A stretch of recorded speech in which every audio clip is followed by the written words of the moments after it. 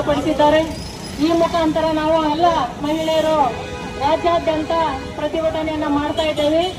ಈ ಪ್ರತಿಭಟನೆ ಬರೀ ಬಿಜೆಪಿ ಅವರಿಗೆ ಅಷ್ಟೇ ಮೀಸಲಲ್ಲ, ಕಾಂಗ್ರೆಸ್ಸಿನ ಮಹಿಳೆಯರು ಕೂಡ ಇದನ್ನು ಮಾಡಬೇಕು ಅಂತ ಅವರಲ್ಲಿ ಕಳಕಳಿಯಿಂದ ಕೇಳ್ಕೊತಾ ಇದ್ದೇವೆ.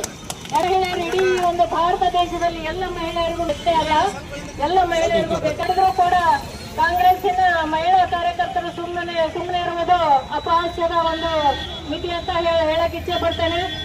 75 ವರ್ಷಗಳಾದ್ರೂ ಕೂಡ ಮಹಿಳೆಯರಿಗೆ ಮಹಿಳಾ ಮತ್ತು ಮಕ್ಕಳ ಕಲ್ಯಾಣ ಇಲಾಖೆ ಮಾತ್ರ ಕೊಡ್ತಾ ಇದ್ರು. ಮಿನಿಸ್ಟ್ರಿ ಯಾವ್ದಾದ್ರು ಕೊಡ್ಬೇಕಂದ್ರೆ ಅದು ಮೀಸಲಾತಿಯಲ್ಲಿ ಅವ್ರಿಗೆ ಕೊಡ್ತಾ ಇರಲಿಲ್ಲ. ಈಗ ನರೇಂದ್ರ ಮೋದಿ ಅವರು ರಾಷ್ಟ್ರಪತಿಯನ್ನು ಕೂಡ ಮಹಿಳೆಯನ್ನಾಗಿ ಮಾಡಿದ್ದಾರೆ.